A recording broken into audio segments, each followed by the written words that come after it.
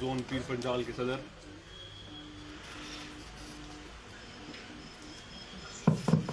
मौसम जावेदाना साहब,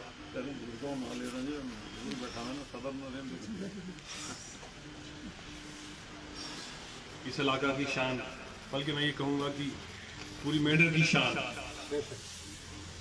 हमारे बुजुर्ग, ये हमारे मुआशरे की एक रौनक है। और मैं दुआगो हूँ कि अल्लाह ताला इन्हें सलामत रखे, इनका साया हम पे हमेशा कायम रखे। सैदपुर साहब,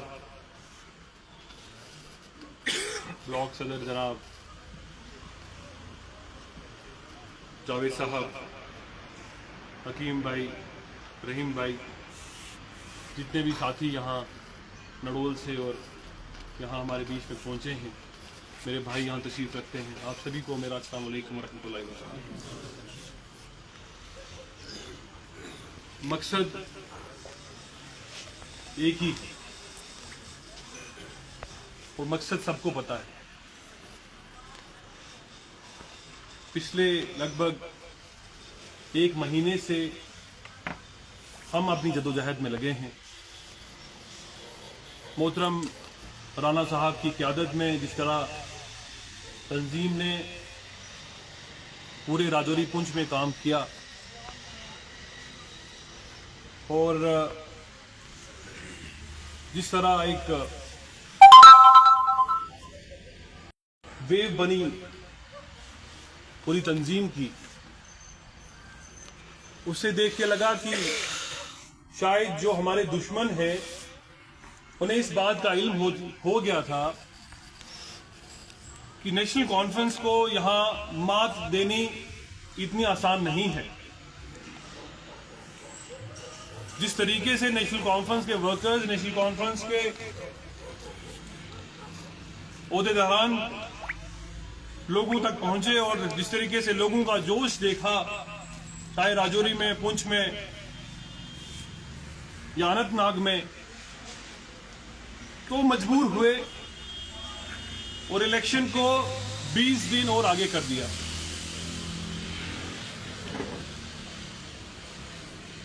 मैं तो ये समझता हूं कि 20 दिन आगे होना हमें और मजबूती देगा। जहां 90% वोट पड़ने थे 7 तारीख को, वहां अब इंशाअल्लाह ताला 100% वोट पड़ेंगे।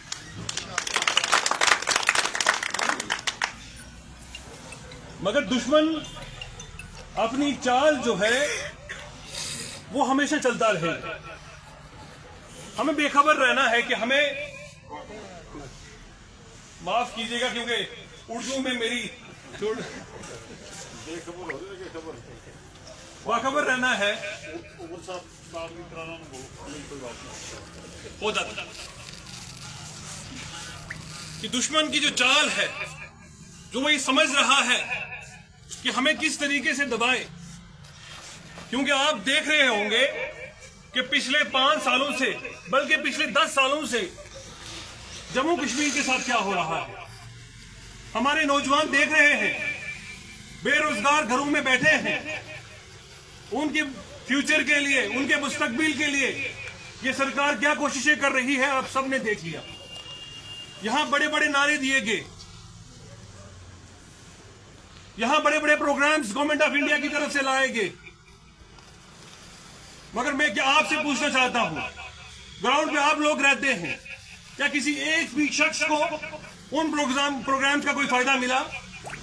मैं आपसे पूछना चाहूंगा कि क्या आपके गांव तक, आपकी पंचायत तक, आपके घरों तक गवर्नमेंट ऑफ इंडिया की या government of Jammu and Kashmir के पिछले 10 साल से जो स्कीमें चल रही हैं आप तक पहुंची? तो इससे ये साबित होता है कि ये जो सरकार, जो इसकी मंशा है, जो इसका मंशूर है, और उसने वो साबित किया 5 अगस्त 2019 को कि जी जम्मू कश्मीर के लोगों को दूसरे दर्जे का शहरी बनाना चाहती है इस देश के अंदर। ये देश एक बहुत अजीम देश है। मुझे आज भी याद है 5 अगस्त 2019 का दिन, जब देश के गृह मंत्री जो है पार्लियामेंट को एड्रेस कर रहे थे और मैं और मोहतरम राणा साहब एक कमरे में बैठे थे, वो टीवी देख रहे थे। तो मैंने ये कहा, मैं ऑन रिकॉर्ड ये कहना चाहूंगा कि देश अब ये हमारे रहने के लायक नहीं रहा।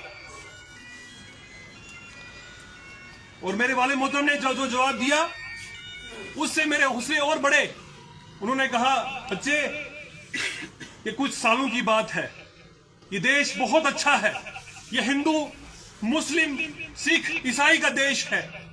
कुछ गलत लोगों के पास इक़्तिदार आ गया है, कुछ वक्त हमारे लिए मुश्किल हो सकता है, और इंशाअल्लाह ताला ये देश इस तरीके से महात्मा गांधी, अब्दुल कलाम आजाद, जवाहरलाल नेहरू ने जिस देश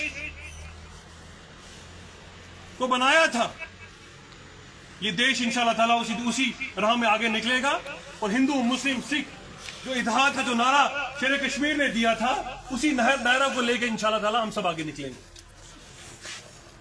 मगर 5 अगस्त 2019 का वो दिन, मैं तो ये समझता हूं कि हमारे नौजवानों को रोज याद रखना चाहिए, क्योंकि जिस तरीके से इंतशार फैलाया जा रहा है लोगों के बीच में, और ये कहा जा रहा है कि जम्मू कश्मीर के लोग जो हैं बहुत खुश हैं, यहां पे तामीर और तरक्की हो रही है, यहां पे सिक्योरिटी के एतबार से यहां पे बहुत हम सब महफूज हैं।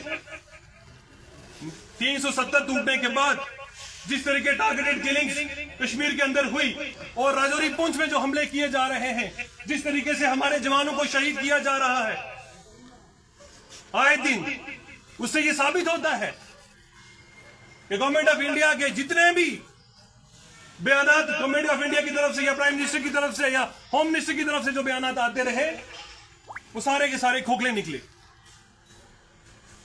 तामीर और तरक्की आप नहीं दे पाए, इस इलाके को बेहतर आप नहीं करवा पाए, सिक्योरिटी आप नहीं दे पाए, नौजवानों को रोजगार आप नहीं दे पाए, तो किस बात के लिए वोट मांगते हो भाई? अगर आप सिक्योरिटी नहीं दे सकते हो, नौजवानों को नौकरियां नहीं दे सकते हो, हमारे माजी के बारे में, हमारे मुस्तकबिल के बारे में सोच नहीं सकते हो, तो आपका तो कोई हक नहीं बनता हमसे वोट मांगने का। तो इसलिए मेरे भाइयों, मेरे बुजुर्गों, मेरे नौजवान साथियों, मैं आपसे गुजारिश करूंगा कि ये इलेक्शन कोई मामूली इलेक्शन नहीं, ये इलेक्शन हमारा मुस्तकबिल तय करेगा। ये तय करेगा कि हम लोग हमारी सोच क्या है, क्योंकि 2019 के बाद ये पहला इलेक्शन है जो देश को दिखाएगा कि जम्मू कश्मीर के लोग क्या सोचते हैं। और गलती से अगर हमने वो फैसले ले लिए जो वो चाहते हैं, तो हमारा मुस्तकबिल,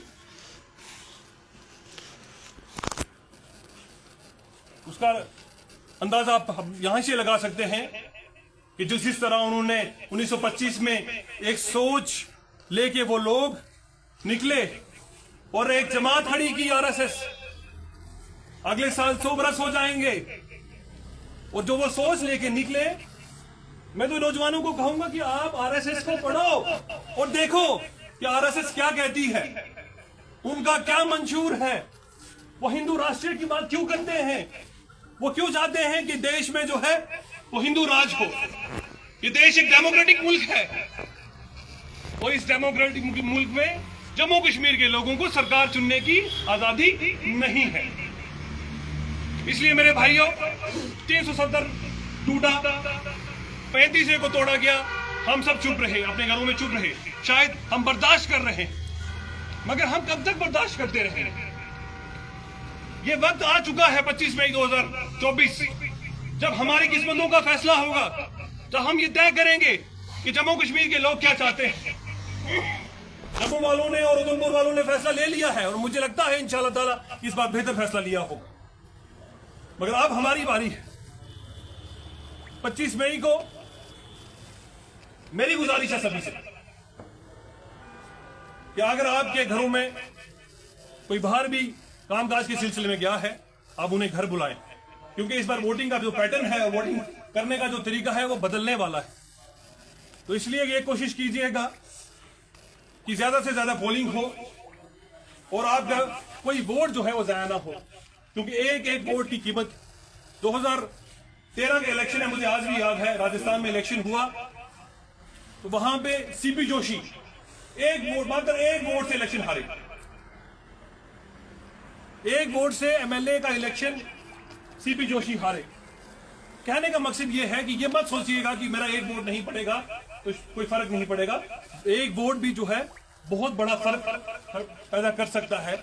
इसलिए सभी से गुजारिश है कि सभी अपने माजी को भी देखिए और अपने आने वाले मुस्तकबिल को भी देखिए कि हमारी बेहतरी किस में है, हमारी बेहतरी किस तंजीम के साथ है। वो तंजीम जिसने अपना सब कुछ जम्मू कश्मीर को दे दिया, वो तंजीम जिसके कायद ने अपने 22 बरस जिंदगी के आप लोगों के लिए जेलों में दे दिए।